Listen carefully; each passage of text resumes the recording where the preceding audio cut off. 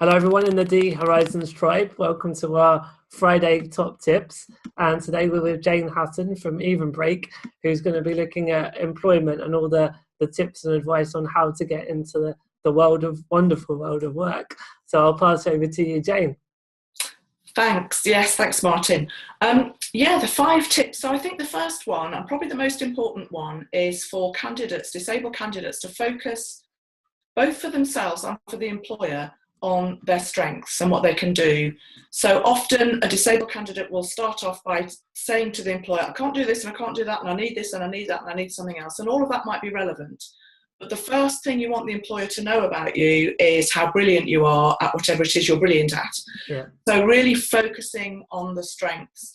And that might be just personal strengths that, we all have, but also the additional strengths that being disabled brings with us. So creative problem solving, thinking in a different way, being more creative, knowing about the purple pound, all of those things. So it's about, I'm really good at this, this and this, and as a bonus, I can also offer this, this and this, so that the employer really falls in love with the skills that you've got and the strengths you're going to bring before you start talking about anything else, any problems that they might perceive. And it gets it off on a positive footing, doesn't it? I think sometimes people feel they have to be very open, like, I'm disabled and this is all the things that I can't do and all the barriers that you're going to have to, move.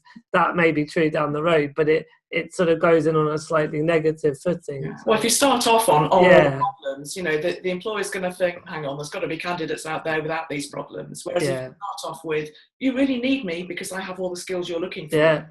Then that's, then the problems become almost irrelevant because it's, I need this person working for me. So it's much more powerful to go in with all of the strengths and the reasons why, because every other candidate will, and you're battling against them. So you've got to do that.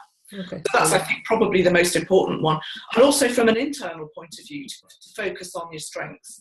Because I think, as disabled people, we can often focus on the can'ts. I can't do this and I can't do that, and society tells me I can't do this, and actually that doesn't help anybody. No. You have to have a confidence in the abilities that you do have.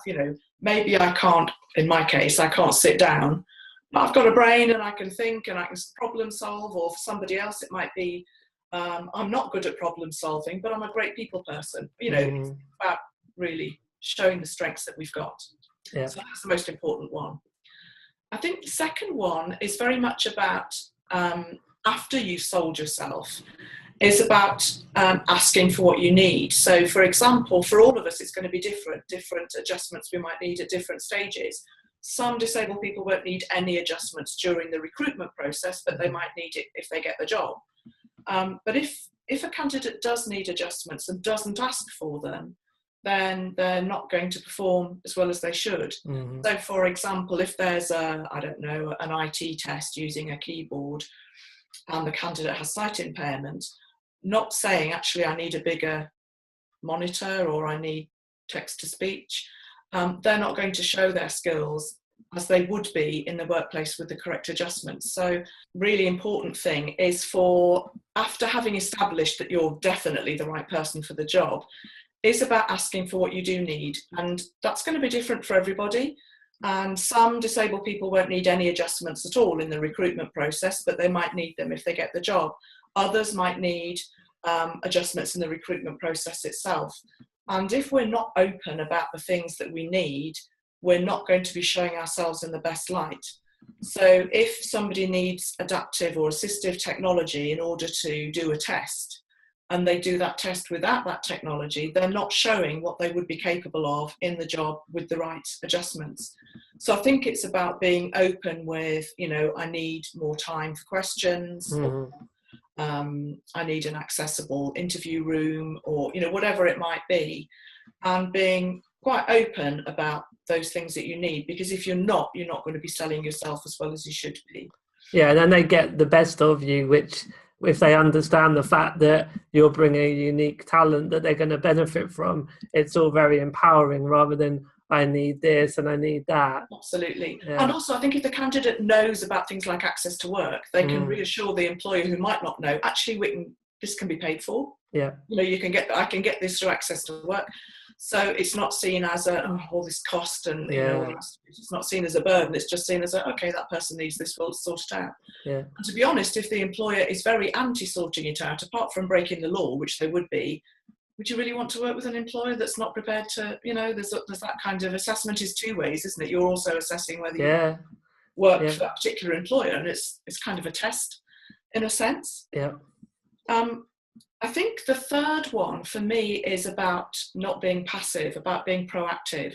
So what we tend to do is wait for a job advert to come up somewhere and then apply for it. And we're applying for it in competition with all the other people who've seen the same job advert and also applying for it. Whereas I think there's a lot to be said for going to an organisation that we've done some research on, we like the look of, maybe because they're local, maybe because we like their ethics, maybe because they require the skills we've got. And rather than just waiting for a job to come up that would suit us, speculatively going in and saying, look, I live locally, I've got these skills, I think they're a great match with your company, I really like what you do as a company, can I come in and have a chat? And often what can happen is, I've even known of jobs being created for people. I think that's a high expectation, but wow, we need somebody like you, we just didn't know it.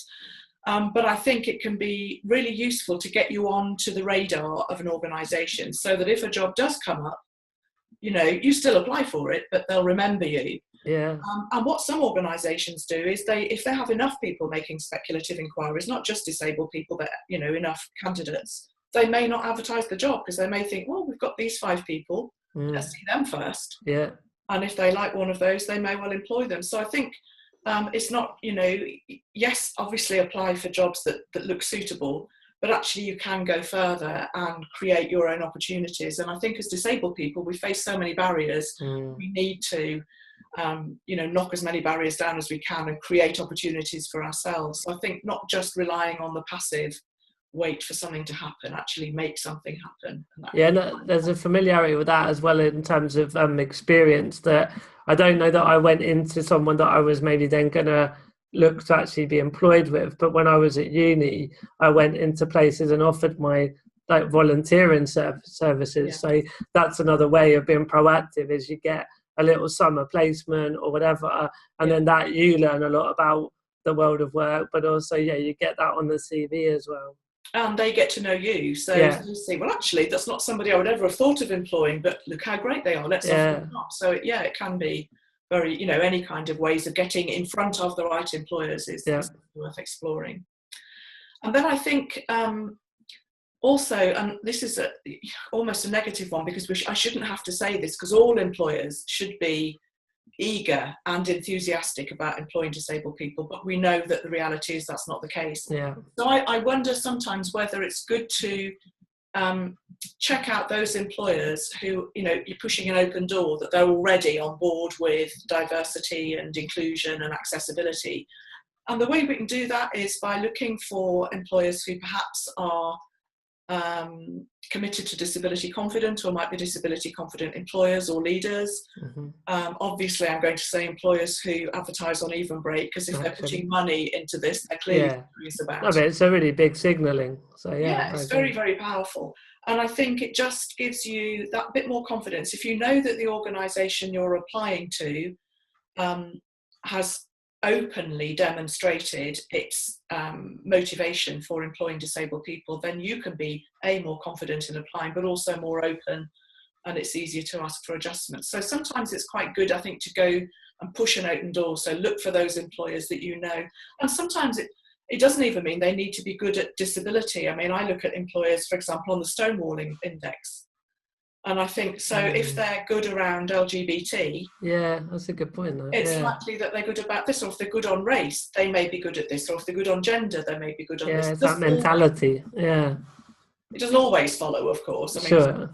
I know I talk to lots of organisations where disability is still the poor relation. Oh, we're doing all this on race and all this on gender. Disability? Not so much. And it's kind of trying to say, well, it should actually be up there with, with that.